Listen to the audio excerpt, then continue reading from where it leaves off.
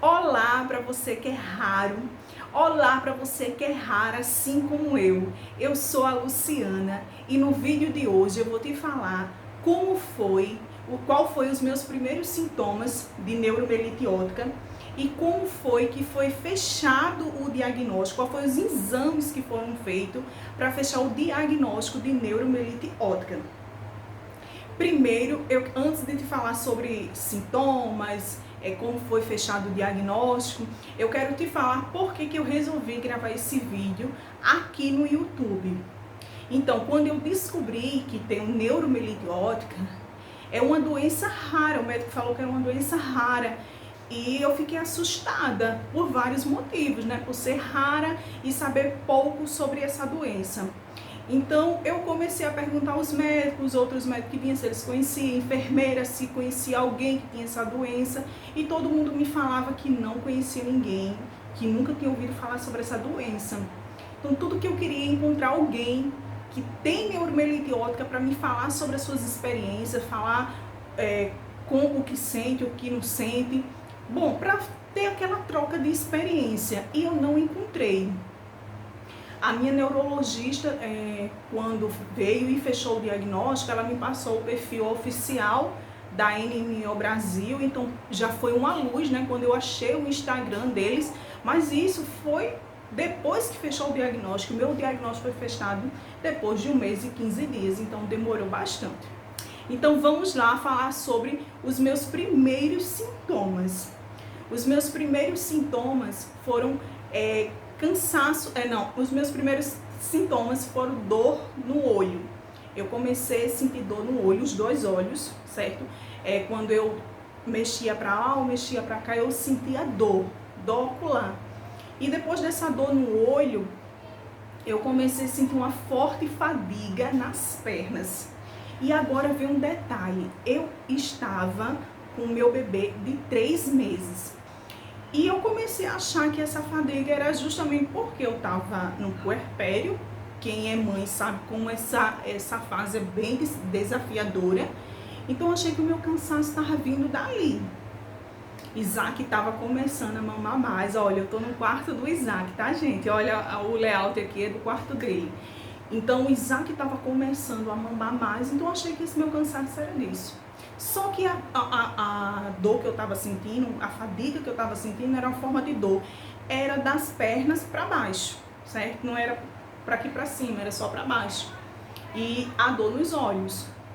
E os sintomas foram aumentando, a fadiga cada vez, eu fui ficando mais fadigada e eu preocupada. Eu achei que era dengue, né? Porque dengue você sente dor no corpo. Achei que fosse várias coisas. E fui para o hospital. Chegando lá, os médicos começaram a achar que era infecção urinária. Olha só, infecção urinária. Então fui nesse caminho, né, de infecção urinária. E conforme foi passando os dias, eu fui só piorando. Aí os sintomas foram, passou a dor no olho, primeiro passou a dor no olho, essa dor no olho eu não comecei a sentir mais, só comecei a sentir a fadiga nas pernas. E comecei a vomitar, era vômitos, e eu estava perdendo os movimentos do meu corpo e eu não estava percebendo. Porque, de fato, eu estava com aqueles sintomas de infecção urinária, que você sente a bexiga cheia e não consegue esvaziar. Eu, de fato, estava sentindo isso. Então, quando eu andava, eu já andava arqueada.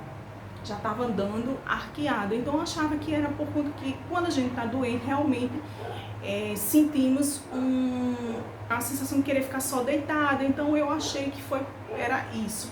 E não era, eu já estava perdendo os meus movimentos e não estava percebendo. Eu já estava amamentando o Isaac só na cama, porque eu não aguentava ficar sentada. Eu estava tomando banho já sentada. Então eu já estava perdendo meus movimentos.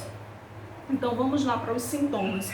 Primeiro foi dor ocular no olho, dor, fadiga, uma forte fadiga, só que eu sentia só nas pernas. Depois vômitos. E no dia que eu fui para o hospital, eu já fui sentindo tudo isso, menos a dor no olho e perda dos movimentos. Cheguei lá de cadeira de rodas, não consegui mais me movimentar. E comecei lá no hospital a sentir fortes dores na nuca, mas era muito, muito forte mesmo. Então esses foram meus primeiros sintomas. Então rapidamente o médico passou uma ressonância e nessa ressonância ele viu que eu estava com uma forte inflamação na medula e já passou a pulsoterapia. Que detalhe, a pulsoterapia é um dos tratamentos, mas hoje nesse vídeo a gente não vai falar sobre tratamentos. E para fechar esse diagnóstico, como foi? Então, gente, aqui foi um longo período. No vídeo é bom porque eu faço o quê? Eu resumo. Estou falando sobre sintomas e como foi fechado o diagnóstico no mesmo vídeo. Então, eu fiquei internada durante 1 mês e 15 dias. Durante esse tempo, eu fiz muitos exames, mas muitos exames mesmo. Detalhe, gente, os médicos, eles desconhecem essa doença. Ela é muito confundida com esclerose múltipla, que por algum tempo ela foi confundida com esclerose múltipla. Inclusive, se fazia um tratamento, se você tivesse neuromelite óptica e fizesse o tratamento para esclerose múltipla, ia piorar. Só em 2015 que De Vick foi quem descobriu a neuromelite óptica. Então, assim, os médicos desconhecem essa doença, eles não sabem. Então, de imediato lá, quando saiu a ressonância, saiu uma sugestão para Guillain-Barré, e outra médica de outro plantão já falou que poderia ser esclerose múltipla. Então foi um mix assim na minha cabeça, assim, doenças que eu nunca nem tinha ouvido falar. Esclerose eu já tinha ouvido falar assim, bem longe.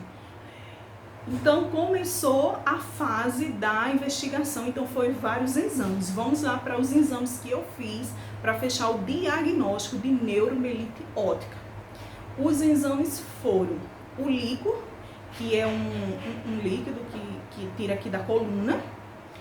Fiz o anti-MOG e fiz o anti-aquaporina 4. O anti-MOG deu positivo. O anti-aquaporina 4 deu negativo. Então, esse anti-aquaporina tem pacientes que dá positivo e tem paciente que dá negativo. No meu caso, deu negativo, mas eu tenho neuromelite óptica, infelizmente. Então, esses foram todos os exames que eu fiz.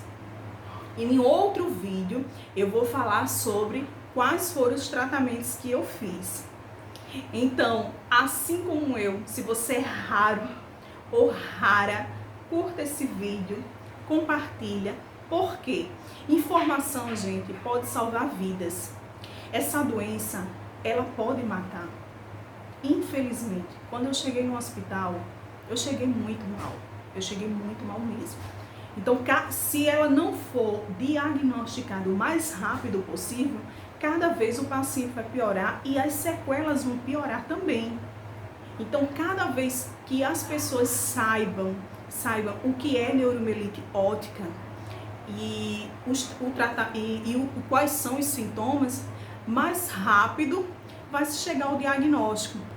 Compartilhar esse vídeo é um ato de bondade que você tem com outro ser humano que vai saber o que é neuromelite óptica. Inclusive, eu comecei o vídeo e não expliquei o que é a neuromelite óptica, porque esse não é um vídeo que eu queria falar sobre o conceito, mas não tem como deixar de falar sobre o conceito. Neuromelite óptica é uma doença rara, desmielinizante, que ataca o nervo óptico ou a medula espinhal, ou um ou outro, ou os dois, certo? No meu caso, ela atacou o nervo óptico. No meu caso, ela atacou a medula espinhal. E graças a Deus não afetou nada a minha visão. Ela é rara, ela ainda não tem cura. Olha, tô falando todo o contrário, mas vai ficar esse vídeo mesmo. Ela ainda não tem cura, mas ela tem tratamento. Ela é uma doença para quem tem, quando chega no hospital, você precisa explicar ao médico o que é neuromelite óptica. A não ser que esse médico conheça, mas pelo menos os médicos que eu já fui, tirando com exceção do meu neurologista, da minha neurologista, quando eu chego no hospital, eu tenho que explicar o que é neuromielite óptica para um médico do plantão. Então, compartilhe esse vídeo, porque isso é um ato de bondade que você tem com o próximo. E até o próximo vídeo. Tchau, tchau!